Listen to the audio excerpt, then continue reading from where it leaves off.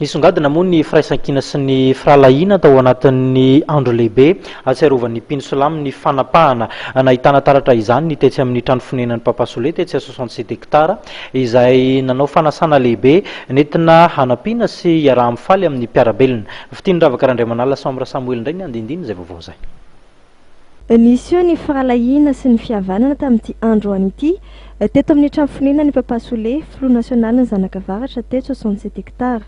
Taoriny ny fampampiavahana nentina nanamarina ny Eid al-Adha na ny andro ny fanapahana izay kalazan'ny Mpino maneran-tany tamin'ity andro an'ity dia manamarina izany ny fahatongavan'ireo mpino kristianina ny fanotrana tamin'ny Mpino iray amin'ireo ny professeur Alain Tezanarvelo. Mampatsiahy zany fa ny andro nomany kay andro manana dikany goavana ny tantaran'ny finoana na finoana silamo na finoana kristiana satria mampiseho fandavatena noho ny finoana amin'ny zavatra raiky. I Abrahama na Ibrahima dia nafoy zanany izay ataoko hoe sarotra zay vao nazavany azy noho ny finoany an'Andriamanitra. Teo moa zany ny hitanareo fahasamihafany kely Ismaïl ny kristianina ndreo te ny Isaka fa de hoe ataontsika ny zava-dehibe le symbolique an'le izy zay nafony tenany koa noho ny finoanan'Andriamanitra. Kanefa zavatra faharoa mahafinaritra nefa tokony andro ny alahelo androany satria andro namoizany Abrahama avy ny famonoana ny vatana ny zanany kanefa navadika an'Andriamanitra ho andro ny hafaliana.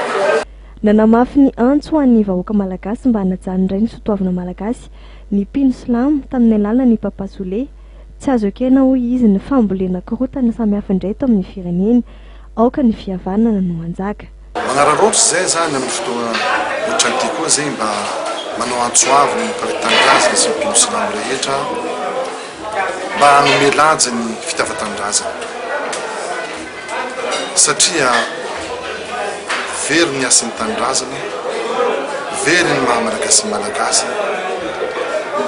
Ny manjaka zegny amin'izao fotoana izao dia mierisetra tsy misy dikany tsy misy tsony ny fanajana ny soatoavana malagasy izay fampihavana, izay fihavana sy fankatiavana izay tsy anagnany firenena hafa fa atsika no manana izay fihavana sy fankatiavana zay.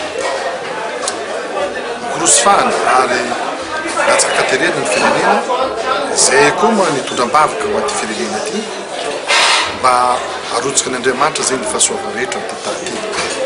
Efa narotsaka an'Andriamanitra antsika ny fahasoavana rehetra satria atsika nge mitsangana mipetraka eo ambonin'ny harena lehibe. Tsy misy firenena tahaka an'ity firenena ity amin'ny fahasoavana sy harena nomen'Andriamanitra azy kanefa atsika mahay maharitra foana. Aminay zany ny tanay ny mahatonga zao fahantrahana zao dia ny la politika, ny fambolena korotana, tsy misy mifampitsinjo, tsy misy mifagnampy. Tamin'ny 92 iny korotana nandalo tamin'ity firenena tamin'ny 2001 tamin'ny 2002 2009 tsy nisy ny tera-bokatsao ho an'ity firenena ity. Nakasitraka ny dingana noraisin'ny fitondram-panjakana tamin'ny fandidiana ireo daty manan-danja amin'ny Mpino ho andro tsy fiasana fa andraisa-karama moa ny Mpino tamin'ity andro an'ity. Marina fa tahaka ny mahazatra dia misy ny fiaraha-misakafo lehibe teto amin'ny trano fonenan'ny Papasolet androany izay niantsony ireo mpiarabelona taminy. Nanome voninahitra izany moa ny filohan'ny anteny miram-pirenena Andriamatoa Jean-Marc Sarakoto Mamonjy.